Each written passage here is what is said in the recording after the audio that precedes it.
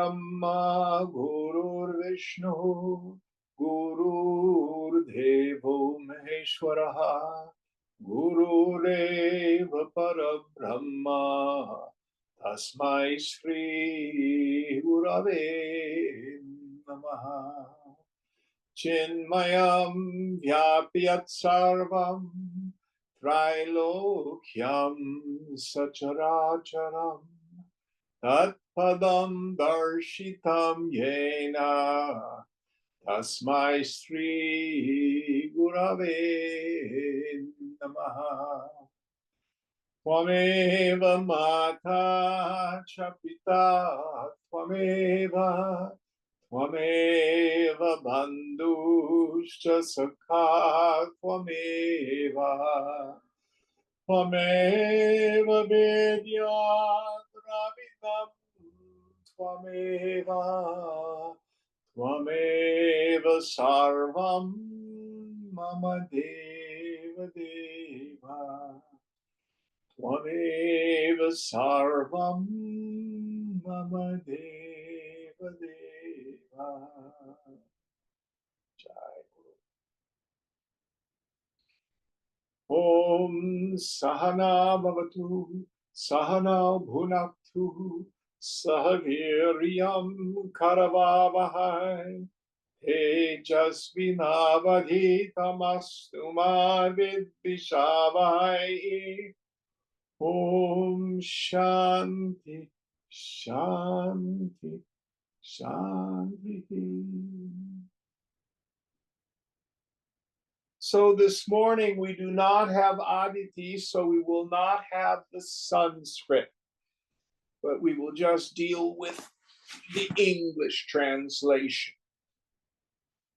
So we've changed topics, but before we plunge into the text, let's do a quick review of what Vidyaranya has said so far about renunciation. It's a prerequisite to steady wisdom. Why?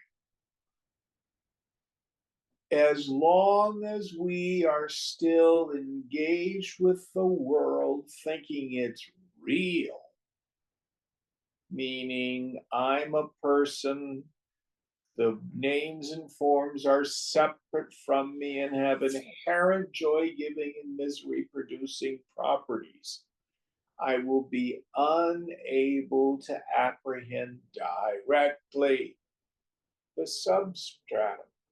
Brahman. So we need to renounce two things: our attachments to the world of name and form, and our identification with various ideas of self. And then he talked about the earliest level of sannyas, of detachment, of renunciation. When I feel a sense of disgust for the world, it hasn't really satisfied me much, and I want to begin to pursue the spiritual life. Very laudable. But then the deeper levels of renunciation he talks about, and again, it's in historical and cultural context, when a person chooses to enter directly into the monastic life.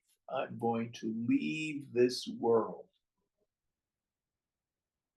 with its chaos, with the intention of seeking knowledge of the self.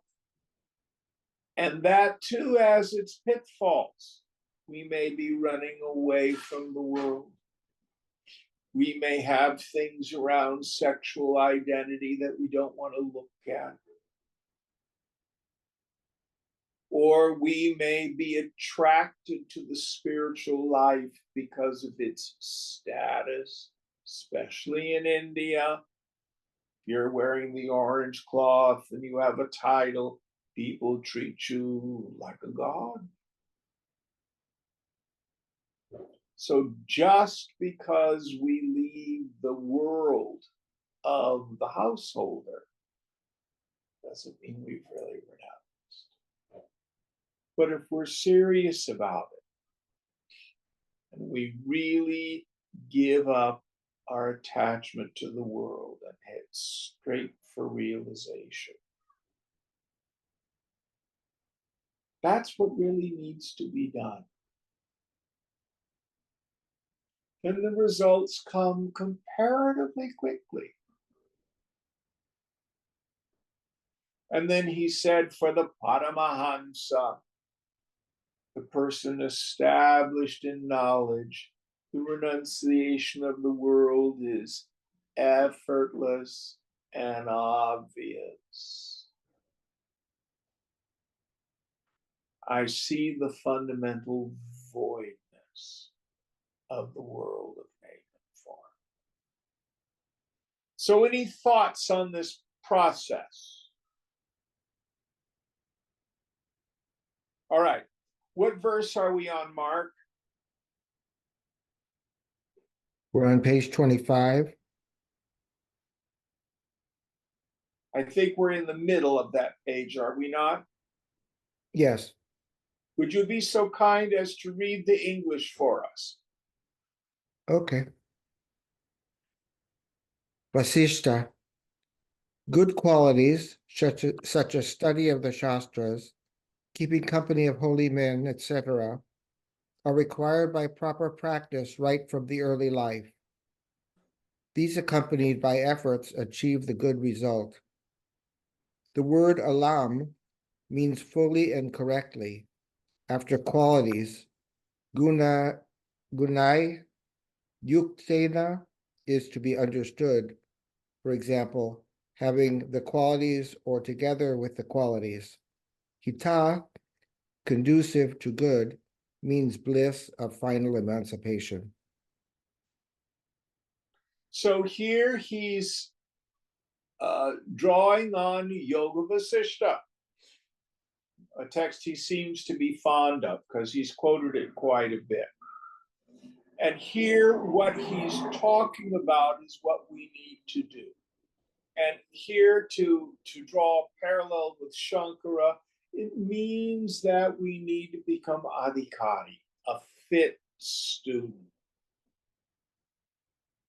Study scripture, meditate, develop the qualities of head and heart, like viveka, discrimination, vairagya, detachment, shamati guna, the qualities of shama, etc.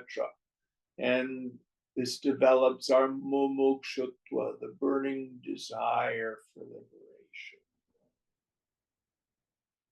Sadhu sangha, the company of people who know, or at least fellow travelers, other people who are involved in this work, which again keeps pointing our minds towards the infinite. And here he stresses the necessity for self-effort, paurusham, or purushartha. Gita says a man raises himself by himself into the self. Let him not lower himself. Meaning, people who have the romantic idea that the guru's going to do all the work, I can just sit back in the armchair and wait for enlightenment to hit me over the head. It's not that way. Nothing in this world is accomplished without self-effort. Jim, what are you doing? Oh, I'm going to become a famous singer. How are you doing this? I'm listening to Pavarotti. Won't do any good.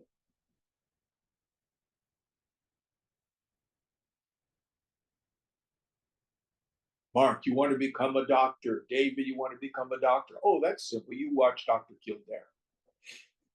Doesn't work that way. Everything in this world that's an accomplishment is done through our own self-effort. And the fruits of the spiritual life are no different. not so much things on the outside, but it's things on the inside. All right, next verse. Sri Rama, O sage Vasishta, the impressions of my former actions or potential desires lead me to whatever action by whatever manner. I, being completely powerless, have to comply. Asana means good and evil desires in an individual. So here Rama says to Vasishta, explicating the condition we all find ourselves in, where I'll set a goal for myself. I'm going to disengage from a certain behavior, argument or control issues or habitual groundless fears, etc. Or the opposite. I'm going to get up in the morning and I'm going to do these projects. I'm going to walk my 10,000 steps every day, or I'm going to go to the gym, or I'm going to study this particular thing. And we can't get ourselves to do it. So here Ram is being the universal yogi here, where we all find that we do things we really wish we didn't do. We don't do the things we really aspire to do. So there's this disconnect between our good intentions and what our prarabdha karma, our vasanas, impel us into. So if you have this particular condition, don't think you're unusual. You're a textbook case. You're so much a textbook case, they wrote a book about you 1,000 years ago. Any thoughts on this? Now, let's see if he quotes Vasishta as the solution to deal with this cognitive dissonance, this disconnect between our actions and our intentions. Next verse. Vasishta, O Rama, for this, your dependence on your former actions, you need to exert yourself, and accompanied by your efforts, you will accomplish the eternal bliss. There is no other way. Since you are subject to the impressions of your past actions, to get rid of this subjection, you need to take the initiative with full enthusiasm for an all-out effort, physical, mental, and verbal. Yeah. So we pay attention to our actions, to our speech, and to our thoughts. This is called tapas. Tapas is usually translated as austerity. There's no particular value in sleeping on a bed of nails or staying up all night or standing on one leg for hours at a time. The tapas that's effective is turning our actions, our speech, and our thoughts away from non-conducive modes into positive ones in the beginning. And the literal meaning of tapas is heat, because it builds up resistance in the mind. It's not easy. For a while, a bunch of us were studying the Yoga Sutras of Patanjali. And in the second chapter, the first sutra. I just love it. It goes like this: Tapas swadhyayeshwara pranidhana kriya yoga.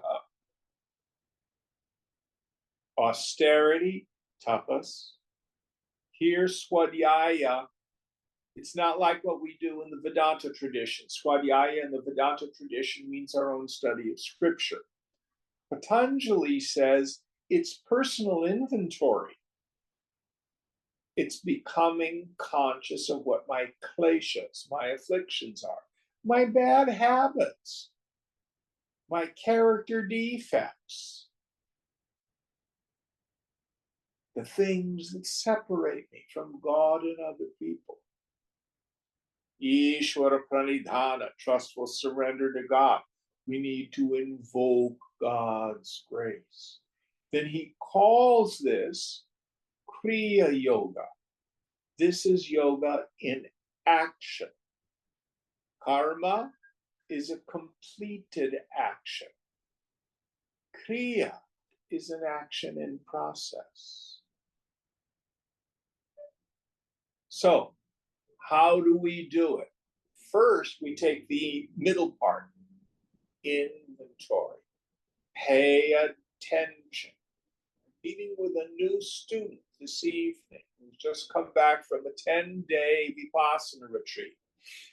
And he was challenged by all the unconscious material that arises. Oh my gosh, look what's in there. Frightened, dishonest, full of lust, I'm greedy, I'm angry, I'm vengeful,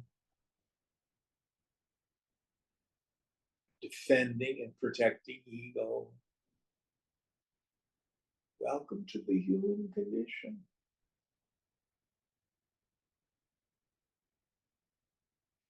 Now, in the beginning, if we have a habituated mode of acting, speaking, thinking,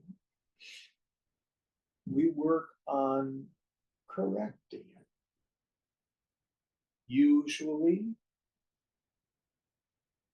issue by issue.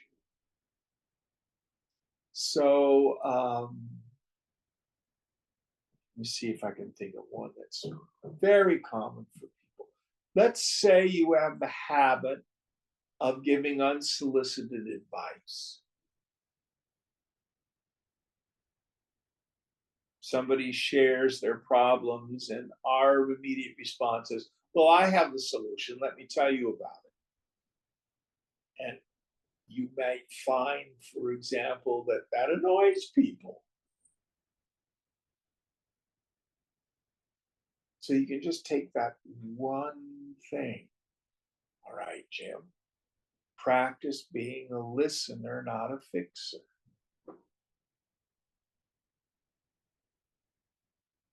Or you may have an issue of wanting to control situations. Can you practice letting it go? Let it be. Or maybe you move through the world with a sense of being critical of other people. It makes us feel just a little bit superior inside. And we practice seeing the divinity in others, accepting people as they are. Maybe you have the habit of being fearful about financial insecurity. You may have no evidence that you're going to be pushing a shopping cart, but some small thing happens and you get fear. No, we need to practice. Inside, I'm a renunciate. I live in God's universe. I've turned my life over to God's care. So do you get the idea? Changing actions, speech, and thought. Now, the deeper level of this, Swamiji always used to say the way to heal the mind is to get out of the mind. It's not so much having thought replacement, but as these issues arise, just don't do something, stand there. Just don't do something, sit there. Don't get engaged with these habituated stories the mind throws up. Now, there's no silver bullet. Oh, I'm going to take an ayahuasca trip. That's going to fix it all.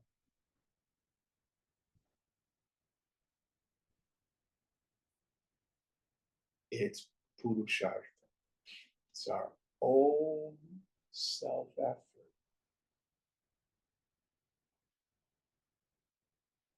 Then in the 6th chapter of Gita, Arjuna says, oh, Krishna, trying to control the mind is like trying to control the wind. And Krishna says, yeah, it's true. But it can be done through practice. So this is not Vidyaranya, this is Jim. I want to suggest something. Those people who really reap the fruits of this work are those who are steadfast, not those who are smartest, not those who are the strongest, not those who have the greatest willpower, certainly not any idea of not making mistakes or falling short.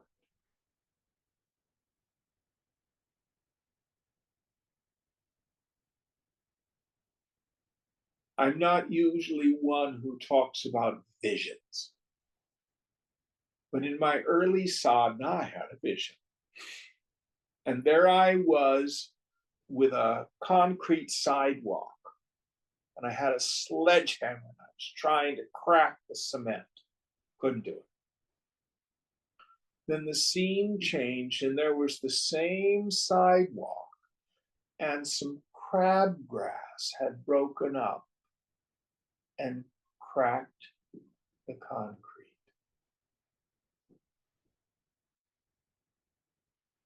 The crabgrass was able to do something that I with a sledgehammer could not, which is the consistent, insistent application of effort, of energy.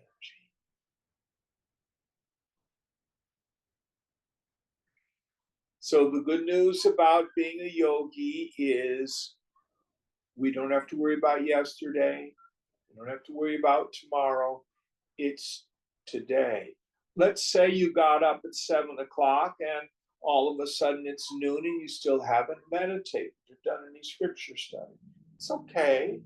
Start your day over again. Don't give up.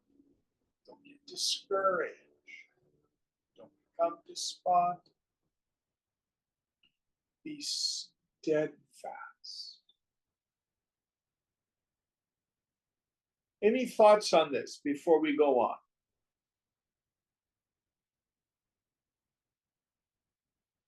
Next verse.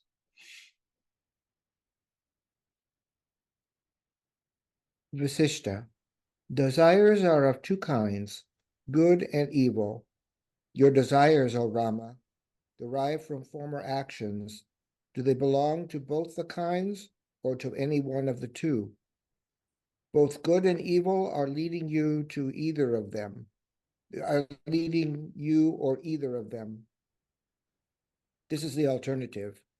The other alternative implied is, if not both, then which one, good or evil?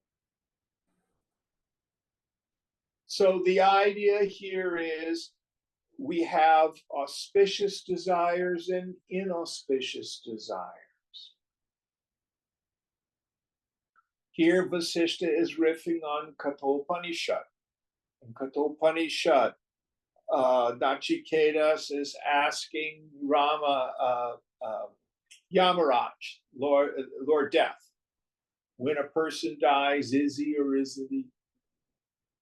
And in the beginning, Lord Yama tries to dissuade him from asking this question. And finally he says, okay, I'll answer it. Then it seems like he changes the subject. He says, two paths approach a person. It's very interesting. It doesn't say we go choosing them. They approach us, meaning it's really the force of our past. Shreyas and Preyas. The electable and the delectable, Swamiji used to say. The good and the desirable. Priya means that which is dear, that which is desirable. Preyas. The mind prefers the familiar. It will frequently prefer the familiar to the good. What the yogi learns to do is make the good familiar. Wow. Whatever you look at, you're going to think about. Whatever you look at repeatedly, you're going to think about repeatedly. Repeated thought becomes habituated thought. Habituated thought sinks into the unconscious and becomes the law of my life.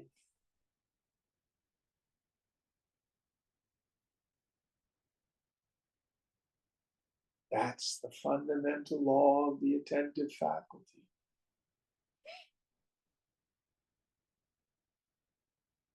So our choice is moment by moment through the day.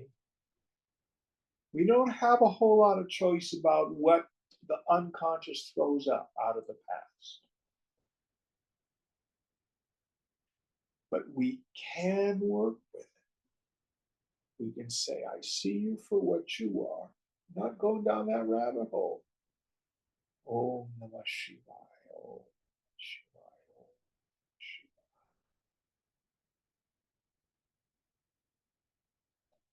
Listen very carefully. Our worries, our problems wither and die from lack of attention when we turn our minds towards the infinite.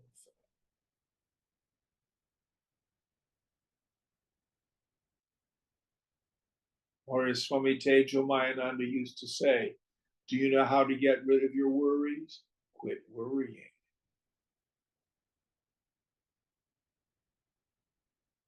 And ego says, yeah, but I've got to deal with that horrible situation out there. How? I'm going to think about it all night long. Like that's really going to do anything?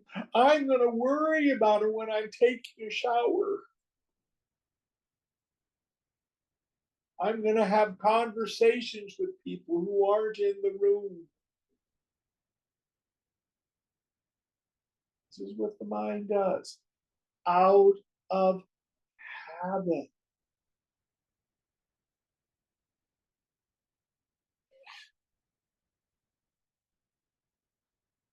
So we have to again practice this paurusham, this self-effort.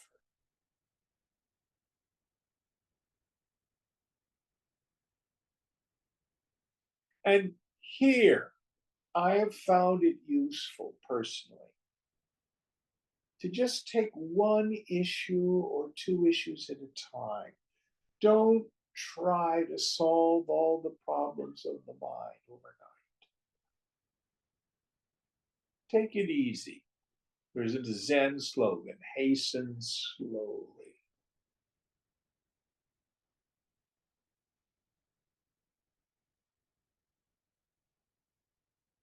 So first we take inauspicious thinking and we turn it towards auspicious thinking. And ultimately get out of the mind itself. We quit believing our mind. That's the most powerful corrective. None of my thoughts are real. I have no thoughts and feelings of my own. Koham, who am I? I'm always Chidakasha, the space of consciousness, ever the witness of the mind. Next one.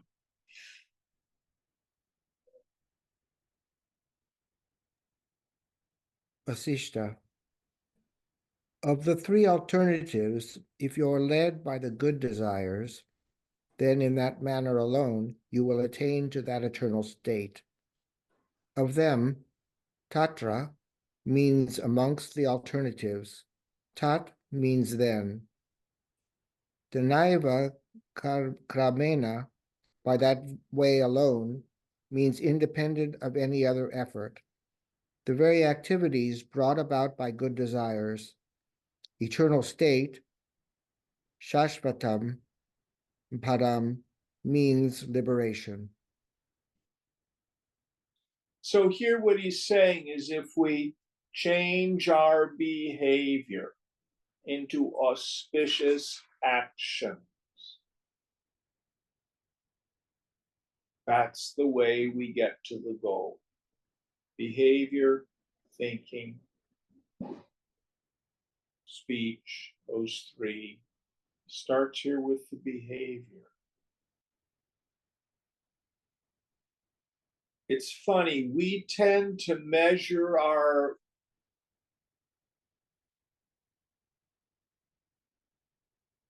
selves, the small self, by our intentions.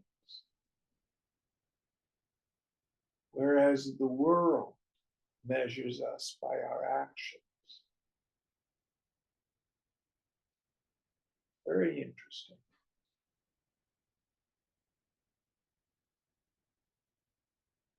Now, Western metaphysics says change your thinking and your actions will change. Those of us in the 12-step tradition say act your way into right thinking, change your behavior. Yoga says yes. In the end, thought and action are not separate. Both tools are efficacious.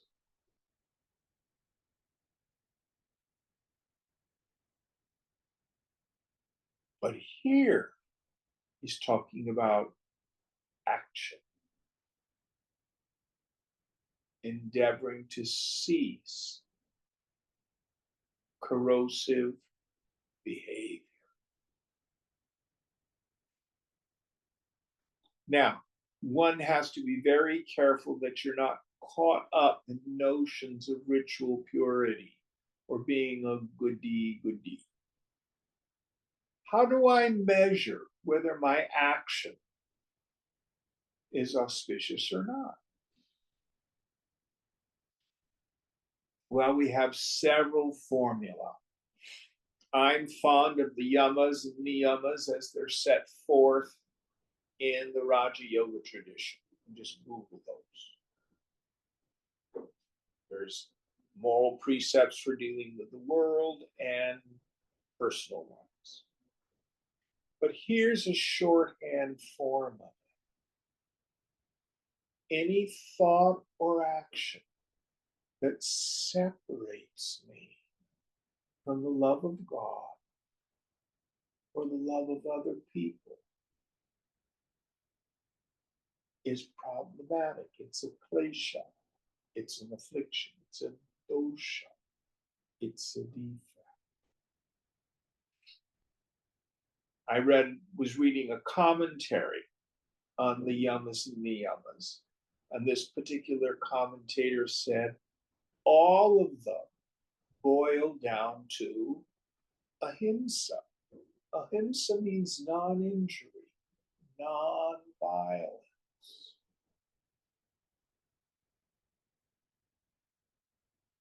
Both to the world and other people, but also to your own psyche, your own body.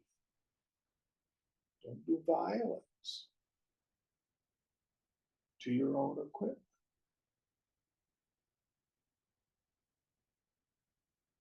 Those are good rules of thumb to start with. Any thoughts on this?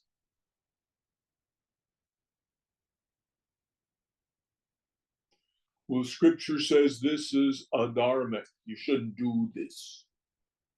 It says you should do that. Well, in the end, a well-formed conscience should be your guide.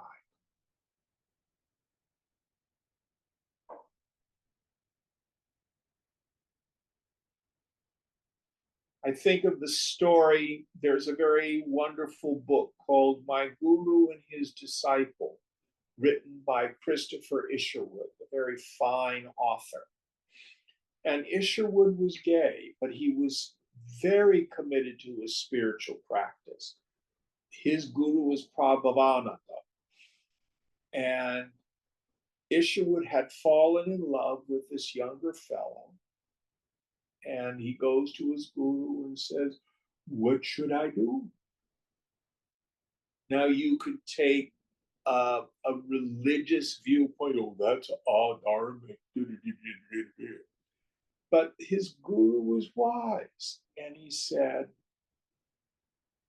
endeavor to see him as Krishna. So we use the things in our life.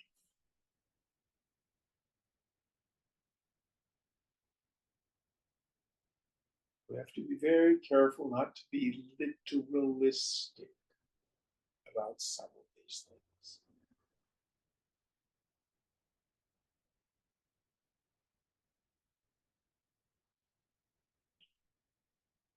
Someone may be a vegan and very keen on nonviolence towards animals, but they may be hateful and violent to other people, especially people they don't agree with. They've missed the point of ahimsa.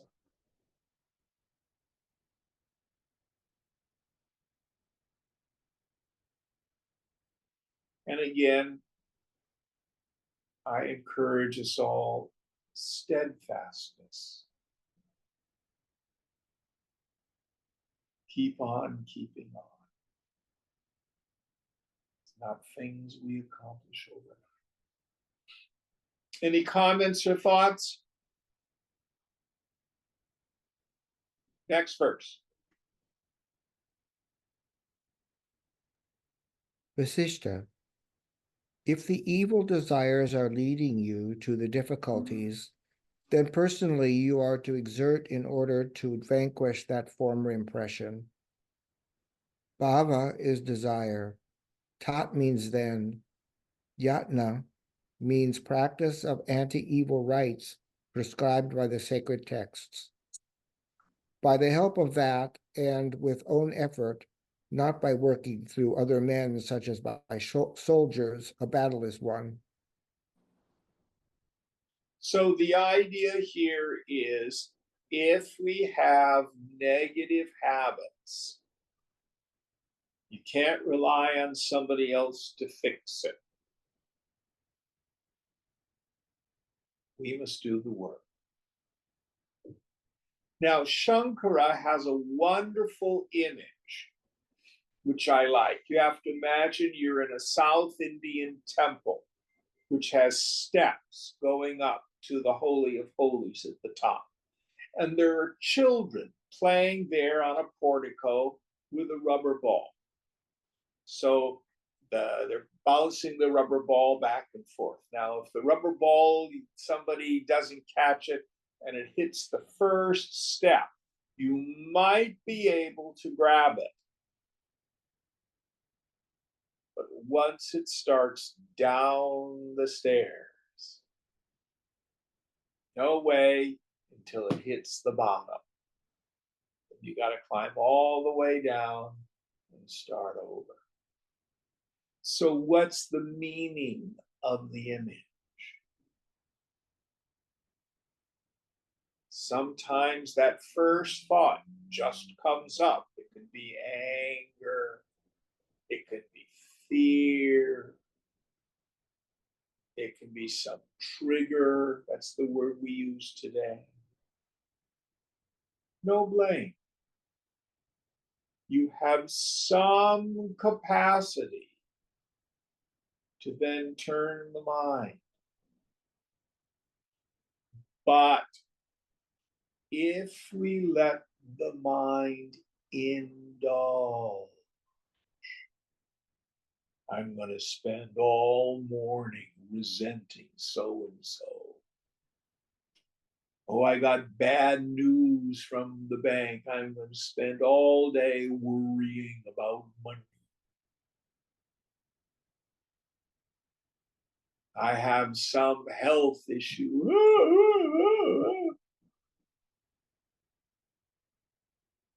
Once we start down the rabbit hole, once that rubber ball starts down the stairs, we let it go.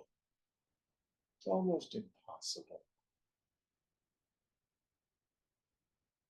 So we have to be mindful enough to watch it when that first impulse, that first idea arises. Pause when agitated. Restraint of tongue, especially. Stop. Turn the mind to something auspicious.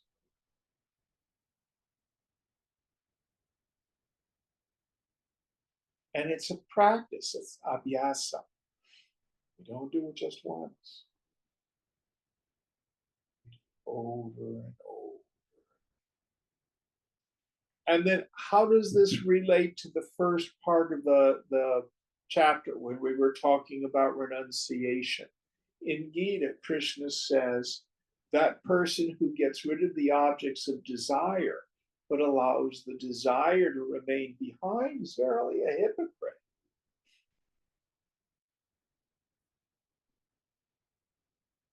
This is what we call white knuckling it. But his desire leaves him on seeing the supreme. We must turn our minds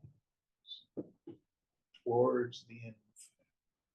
Spiritual reading, scripture study, satsang, service of others. These are methods to turn the mind away from habituated, non-productive, negative thinking.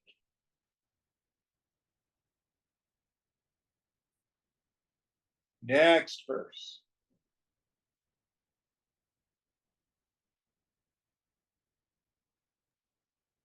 Vasishta. Desires like rivers flow through good and evil courses. By manly effort, it should be directed to good channel. In the case of both kinds being present, the good lot is not in need of any guidance. But for the evil, the course should be changed and directed to good by methods sanctioned by the Shastras. So the methods sanctioned by the Shastras intense spiritual devotion, selfless service. If you have a religious practice, it can be useful and helpful, not necessary.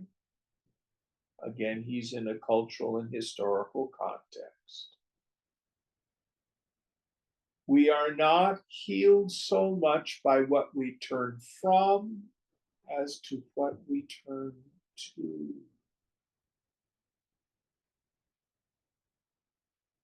This is an important point.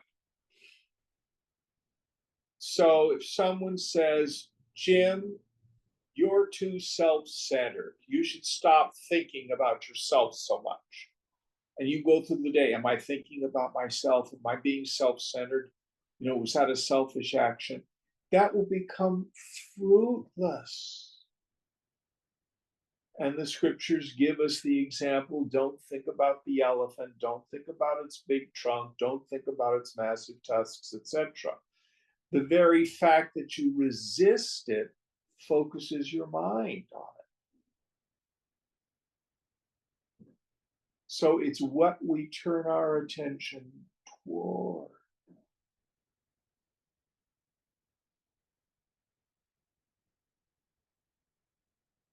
Spend your time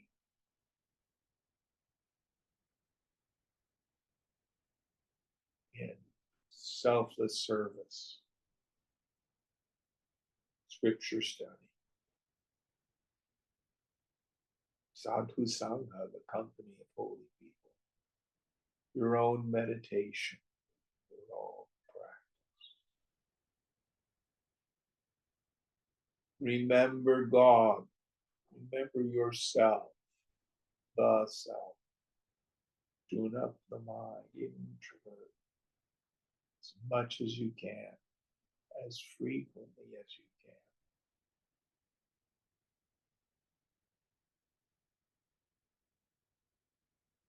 We have these things of, oh, nobody got arrested for their thinking. But then the Master Jesus says, if you look at someone with lust, you've committed adultery in your heart. If you covet your neighbor's possessions, you've committed theft in your heart. He talks about the power of our thinking.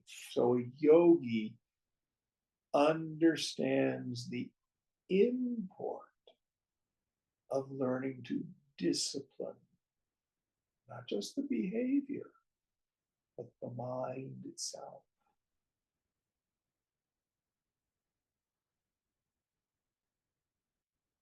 And we don't want to be afraid of our mind. Oh my God, I had a negative thought. Terrible things are going to happen. No, don't worry about that.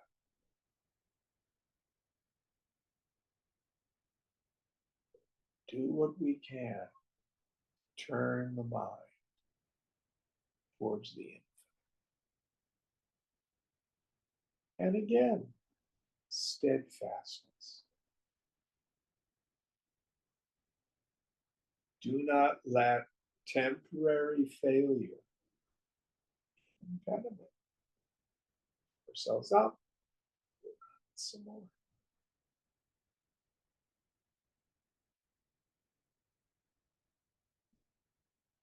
Any thoughts on this? Now, many of you have been doing yoga for a long time, and you may not have habituated afflicting thoughts.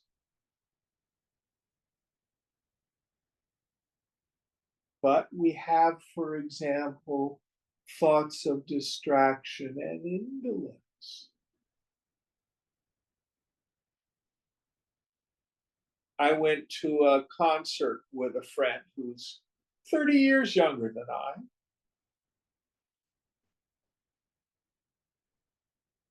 Whole damn time we were together, he was on his phone.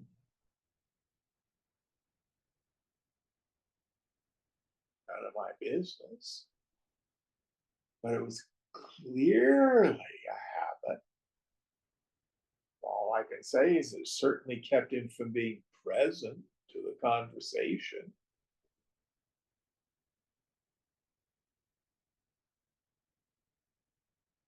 We have all sorts of things that do that to us.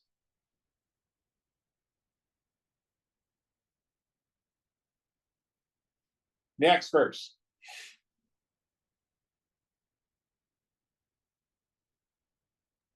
Vasishta, O great among the powerful, if your mind is attached to evil, then by powerful efforts bring it down to a good course, Evil, ashubha, means desire for theft, adultery, etc. Good, shubha, means contemplating the essence of shastras and gods. Purusharthena means by manly efforts. Balena means by very powerful. So again, the principle here, Shubha means auspicious. I think in English, the word evil for many of us immediately draws all sorts of religious and quasi-satanic and that sort of stuff. But the word in Sanskrit, shubha, is auspicious. Ashubha is inauspicious. What does it mean? Auspicious means productive of a good result. Ashubha means productive of a deleterious result. Doesn't work. So take the moral part of it out. And Purusharthena, by means of, the ENA at the end means instrumental case, by means of self-effort and with strength. Bala means strength. So it takes work. And again, why am I so fond of that sutra that we shared, that I talked about earlier? Sometimes only with God's help. Swamiji used to say, the person who is firmly identified with the ego, but denies the existence of a personal God, is really in trouble. Because then they're left with only their weak, puny willpower. In the end, a personal God is as real as your ego. When the ego drops, the personal God drops. Or as the Upanishad says, it's not that which you worship here, it's myself. But if you're not in that awareness, then hang on to the feet of the infinite. What if I don't believe in God? You don't have to believe in God. That's like saying, I don't believe in gravity. Like, ask me if gravity cares. Either God is or God isn't. But what do you have to lose by acting as if? Okay, whoever's out there, to whom it may concern, I need some help.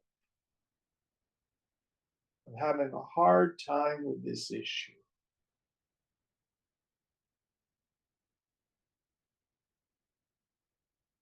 Now, it's not about trying to get God to do stuff for us.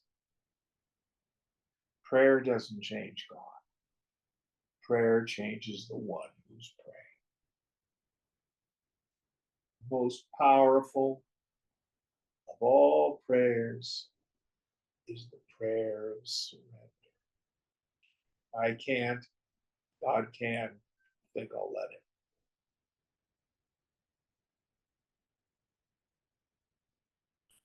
So we invoke the grace of God through our self-effort, but also through our surrender. Tapas, swadhyaya, ishvara pranidhana, kriya yoga. Austerity, our own inventory of our afflictions, trustful surrender to God. These together is yoga. Very good formula.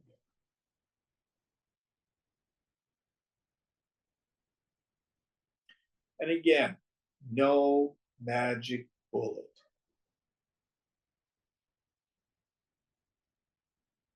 But use all the tools that you can. All right, next verse. Vasishta. The mind of an individual resorts to good when removed from evil. It also may be the other way around. The mind is like a child, so it should be disciplined rigorously. As a child is prevented from eating earth and induced to eat fruit, or prevented from catching pearls, jewels, etc., and let to play with ball, etc., similarly, the mind, with the help of good company, can be prevented from being in bad company and objects of attraction which are not good. Yes. So there's an old saying, if you hang around a barber shop long enough, you're probably going to get a haircut. So this is why it's important to seek holy company. In the Buddhist tradition, you take refuge in the Buddha, the awakened state of mind, the Dharma, the path itself, but the third refuge is the Sangha, the company of like-minded individuals. This is very, very powerful. Paramahansa Yogananda used to say, environment is stronger than will. So it's of value to seek holy company, fellow travelers, like-minded.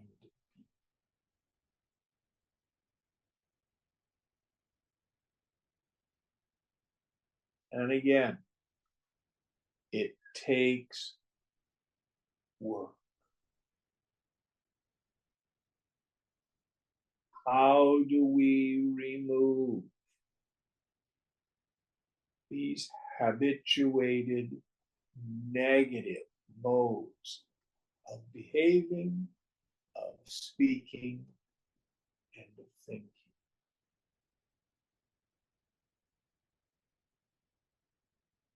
Self-effort, with God's help, with the help of other people.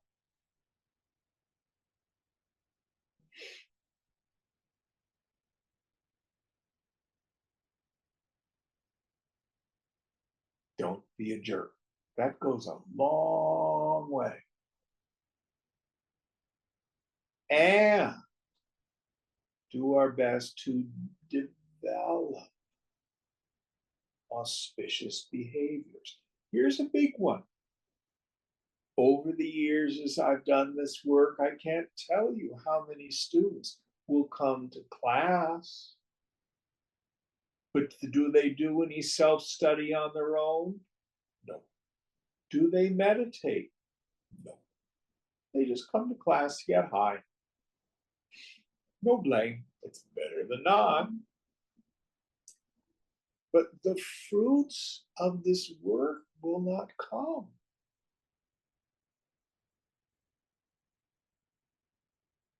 Then there's the story of Karna in the Mahabharata. Jonah wouldn't take him on as a student, an archery student. So he builds a little doll of Jonah and he learns archery from the doll. So if we have the Mumukshutva and if we have the Purushartha, the willingness to put into the efforts, the fruits will come. The fruits will come. All of this is what we call being a jinyasu, an earnest seeker after knowledge, a mumukshu, one who's a real seeker after liberation.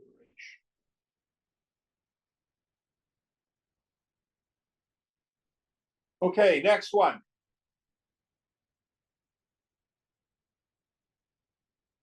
Vasishta.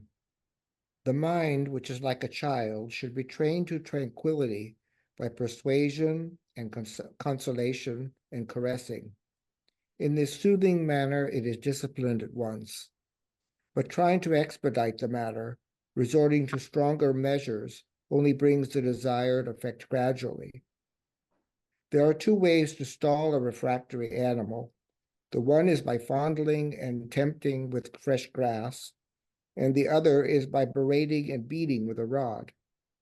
By the first method, the animal is led to its stall at once, but by the second way, the animal, running hither and thither, resisting until the end, is perforce entered gradually.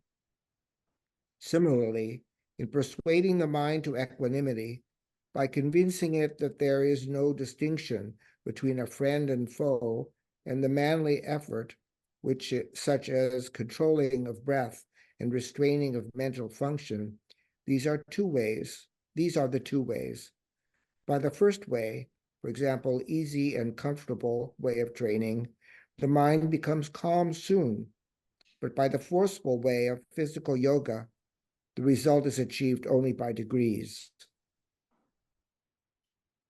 Excellent, excellent verse. So we're back to what I was saying earlier. Don't do violence to your own mind.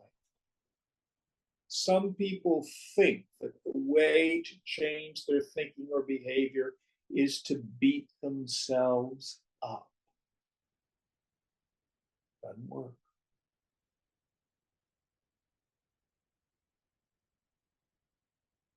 Now, thank God, God is the most beloved.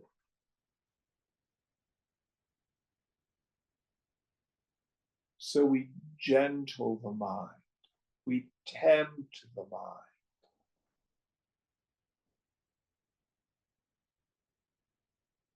I know I've come across students who say, well, the scriptures say you have to renounce the bliss of samadhi. And I say, you can't renounce something you don't have. I woke up this morning and I renounced being president of the United States. It's nonsense. You want to be able to move into a state where you enjoy the peace, the bliss, the serenity of your own self nature. Yeah, it's a mind state. Eventually, you got to be able to let go of attachment to it. But its value is that it pulls the mind out of the world. Because the mind seeks the experience that's given it the greatest joy.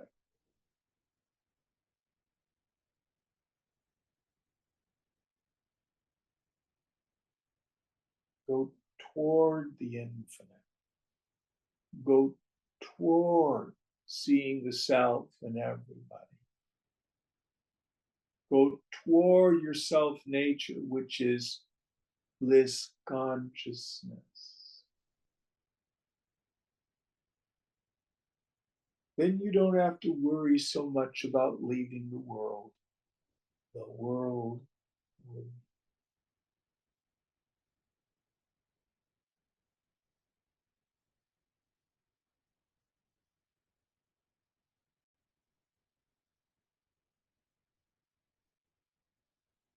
All right. I think this is a good place to stop this morning. Any thoughts or questions on this whole subject of self effort and what I've termed steadfastness? These two paths approach a person. Katha says Shreyas and Preyas. Vidyaranya has called it Shubha, auspicious, and Ashubha, inauspicious. As a man thinketh in his heart, so is he. That's what the Master Jesus said. Okie dokie. Om Purnamada Purnamidam Purnat Purnamudachyate Purnasya Purnamadhaya Purnameva Vashishyate. Om Shanti Shanti Shanti. Hari Om Sri Guru Pyo Namaha. Hari